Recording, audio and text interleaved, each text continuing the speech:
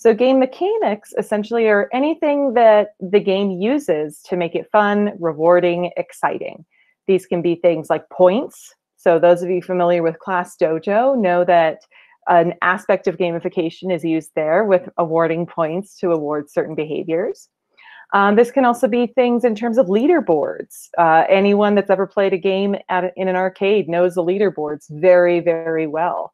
Some of us may have also had our own 3 initials that spelled something hilarious picked out for every time we made it to the leaderboard. So essentially, today we're discussing how we can use ideas around games and features of games in our own classrooms. So why does gamification work? Well, like I said before, gamification is a very well-researched topic. It's something that is utilized in enterprise settings, meaning corporations, businesses, large groups. Google, for example, uses gamification all over the place for its employees.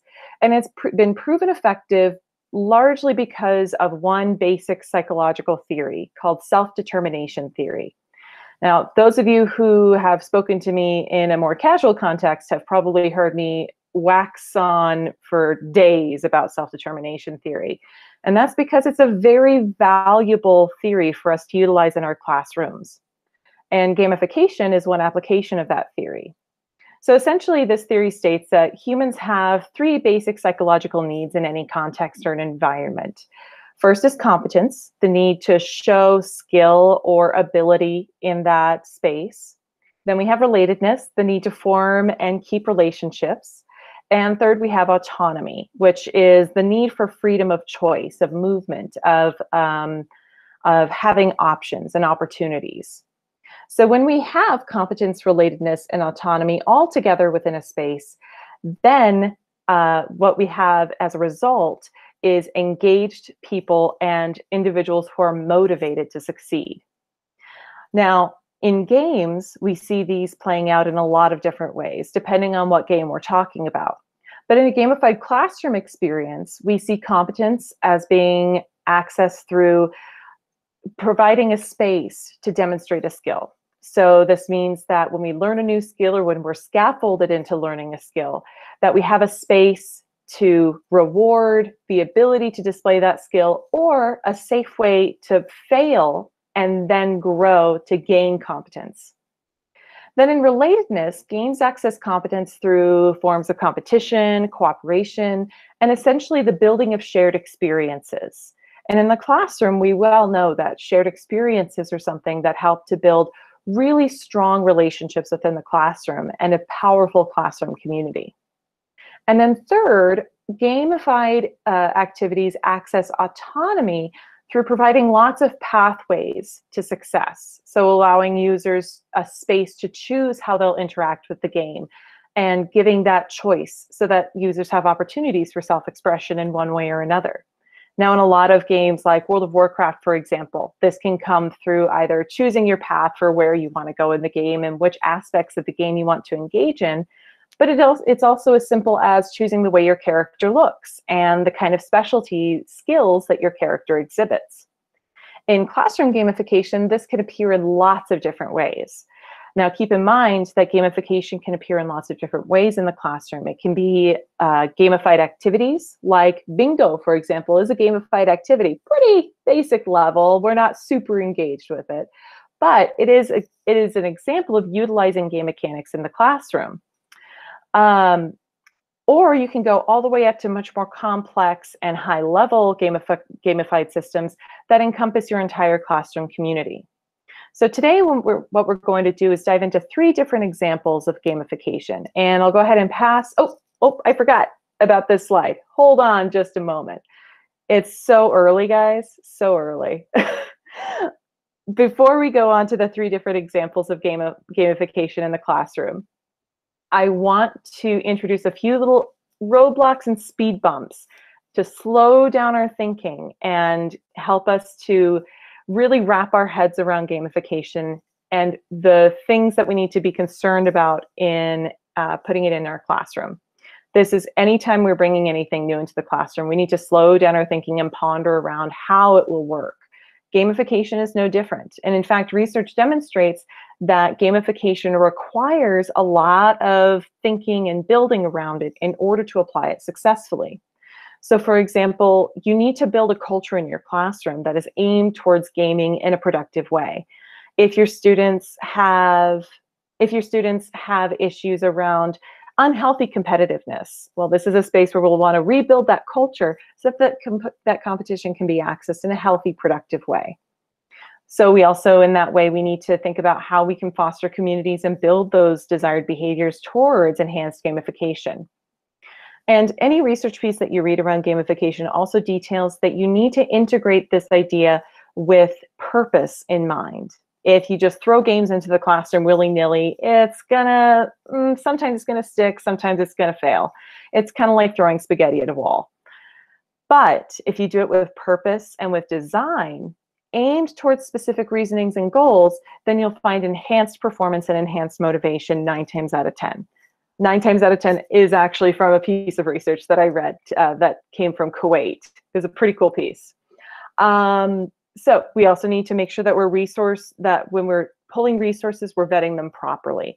There's a lot of stuff out there that is hashtag gamified. Oh my gosh, it's gamified. Labels, labels. It's amazing. Oh my gosh. But in reality, not all of it is actually suitable for all classrooms, if any. So we need to make sure that we're vetting these resources properly. Any of you that are familiar with coolmathgames.com, you know very well that those are mostly not cool math games. Those are mostly just games. But for a long time, teachers were pulling from there thinking, aha, I figured it out. So we need to make sure that we're vetting these resources very closely for their usefulness. And remember that more is not always better. The more that we do is not always going to make more engagement. We need to choose carefully and with purpose. And then also, if we're considering the purpose, consider those learning outcomes that you want to achieve. How does this game, or how does this idea of gamification build towards the learning outcomes that I want? It won't always do that, and gamification isn't always appropriate for all contexts. So make sure that you are keeping that learning outcome in mind. All right, now I'm going to pass it off. Thank you, Molly. So as Molly mentioned, we are going to be heading into breakout rooms, and we're going to do this twice today. So you are going to have an opportunity to first play a game.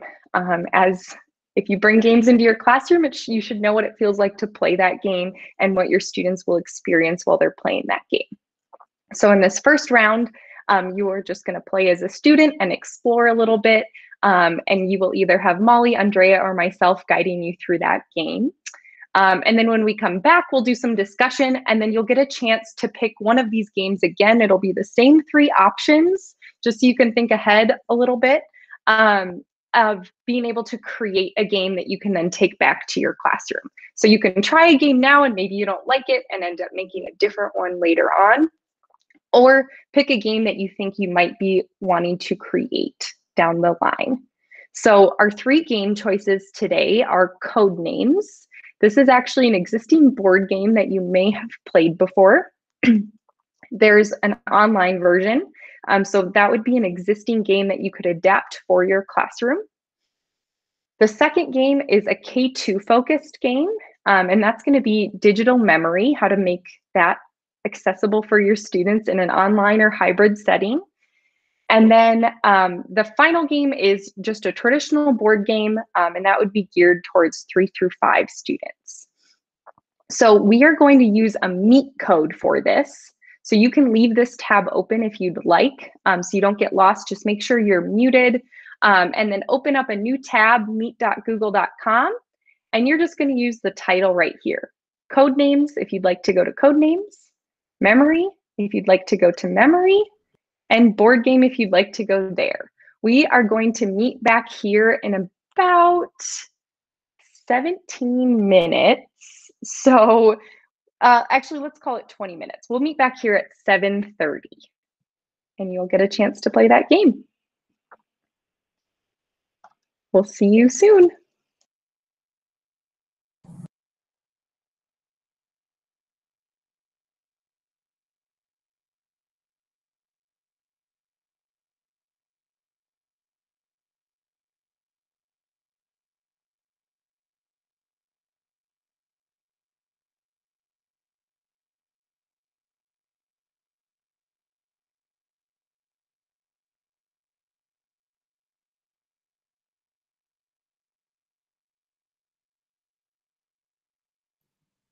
I think you're on mute.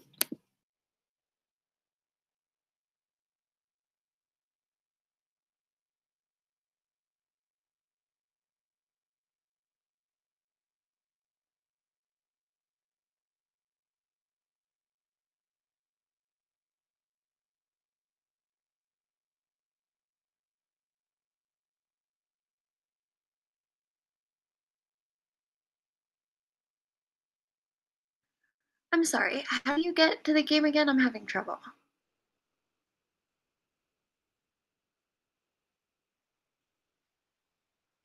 I'm sorry, I missed who was talking. Which game are you trying to get to? Memory. So you're going to go to meet.google.com. And just put in the code name? Yep, put in memory. Sorry, that's what I meant. Put in the code for memory. Thank you. Yeah.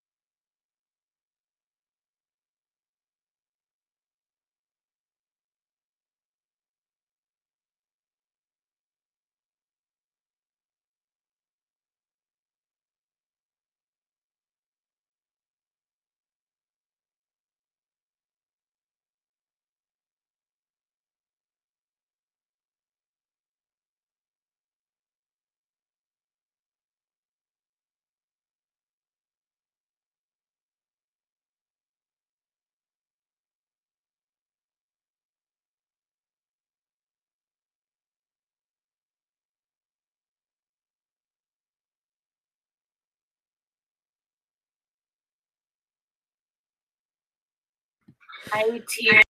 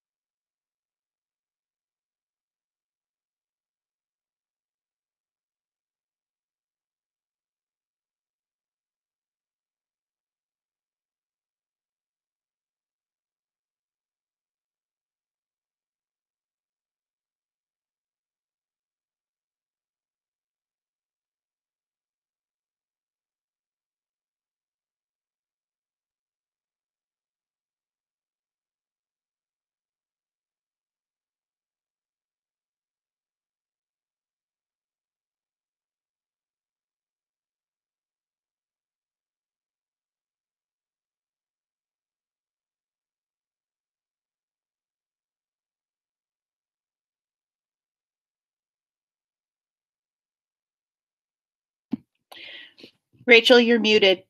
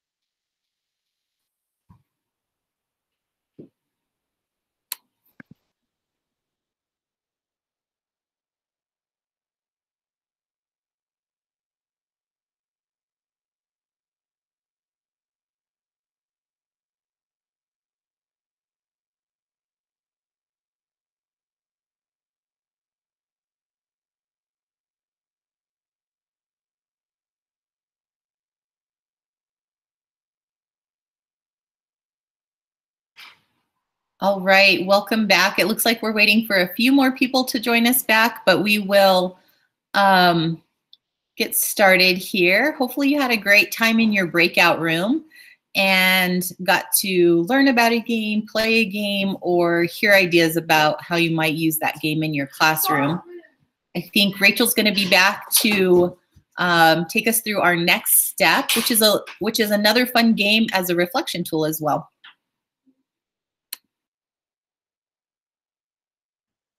Thanks, Andrea. Okay, so I hope you had fun playing your game.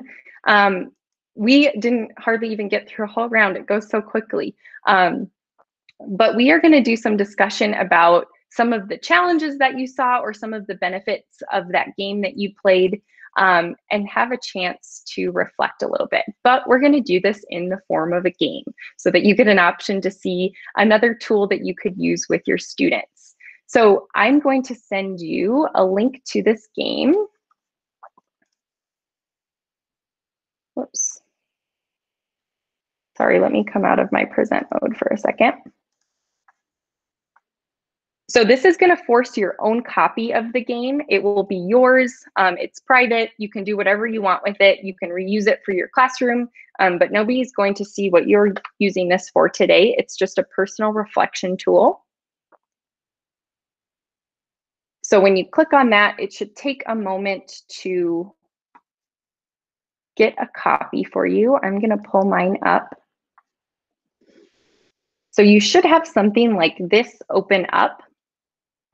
I've got instructions on the side over here. We have a dice roller here. If you were just with me, you know that sometimes the dice roller can be tricky. This one is working a little bit better than the other dice I had in there. So it's hard to have virtual dice, especially if you don't want your students having to go back and forth between tabs. So you can install a video and just click and play, and the number that they get paused on is the number that they roll. So you have a pawn on the side. Since you're playing by yourself, you can choose any pawn that you would like. And you will start on the start button. Just so you're aware, I'm going to go ahead and delete that. If you click towards the middle, you'll have the best luck with the pawn. But if you ever need to, just click the undo button if you accidentally resize it. So you're going to roll through and answer some of these reflection questions. Some of them you get to just move up. Others of them you get to move ahead some spaces if you've had a moment like that so far today. But you'll notice that some of these boxes are underlined gray and they have a link to them. This will link you to a Padlet that we've set up. So if you land on a space with a link, you're going to need to navigate to the Padlet and add your thinking to respond to that question. Now, this will be public so that we can learn from one another. So just know that your game board is private, but our reflection questions will be public. You can choose to add your name or not. But we are going to give you just about 7 minutes to go through this reflection and add some ideas to the Padlet before we go back into breakout rooms so you can start building a game for yourself. So feel free to turn your cameras off if you'd like, and just spend some time reflecting.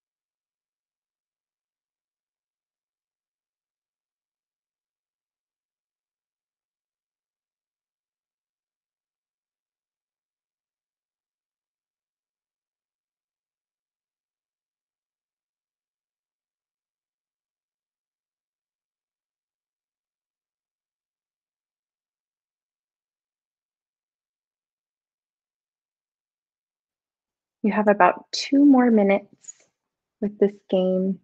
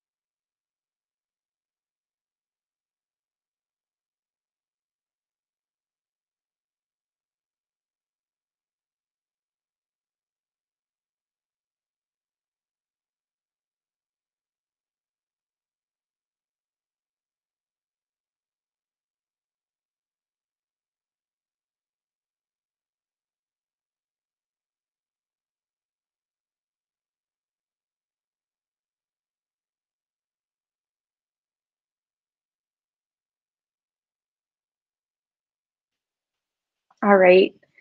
So wrap up your final thoughts there. Know that you have this tool if you'd like to return to it at a later point today.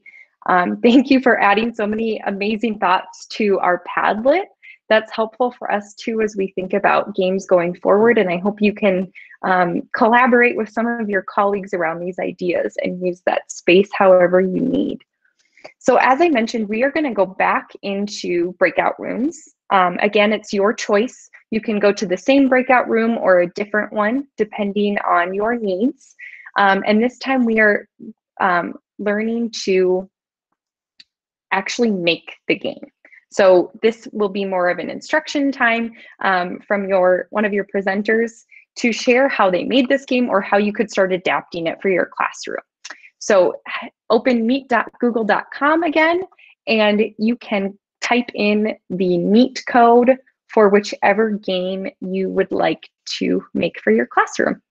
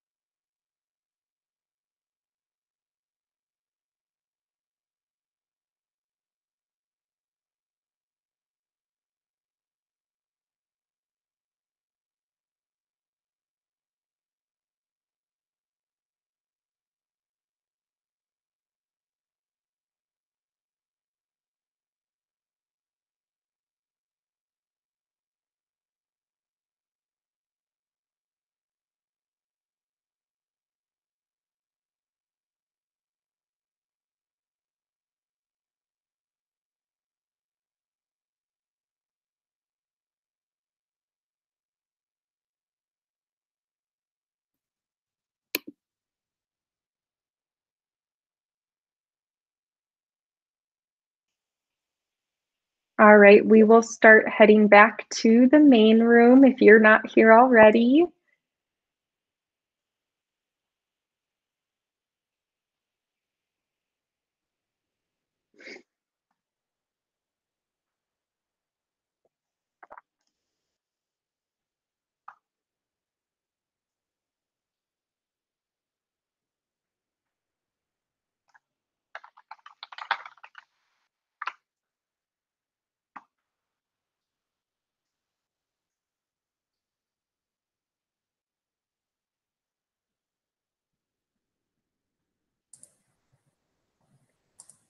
All right, welcome back, everyone. I'm going to pass it back over to Molly so she can share another aspect of gamification with you.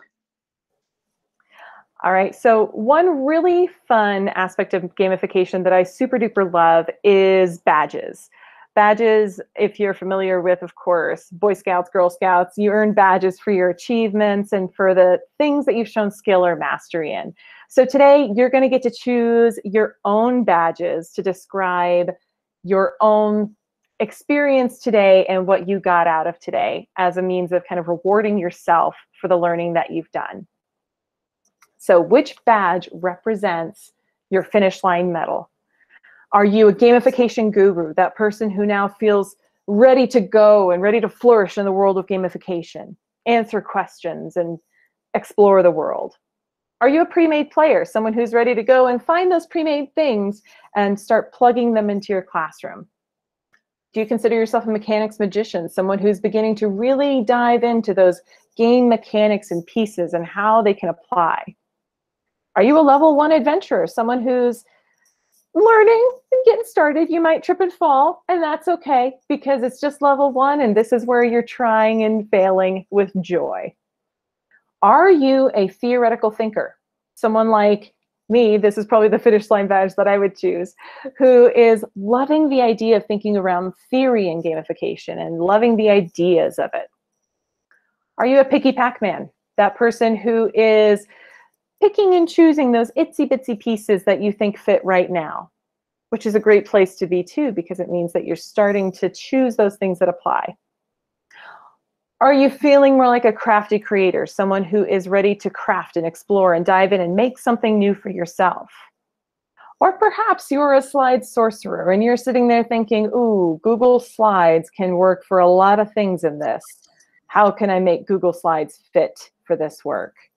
So go ahead and choose the badge that you think fits best for you and share in the chat which one you picked.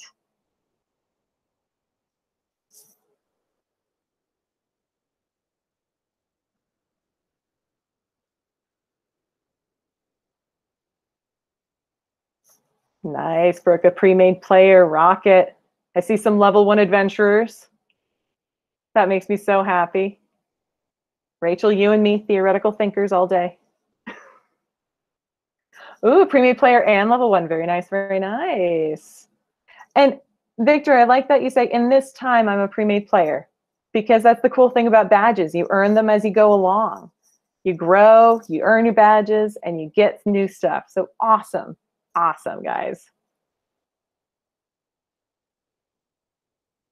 And so now, before we completely let you go, here's some great resources to continue your learning and exploration in gamification. So you can create your own board game in some of these. You can explore Classcraft, which is an entirely gamified classroom system.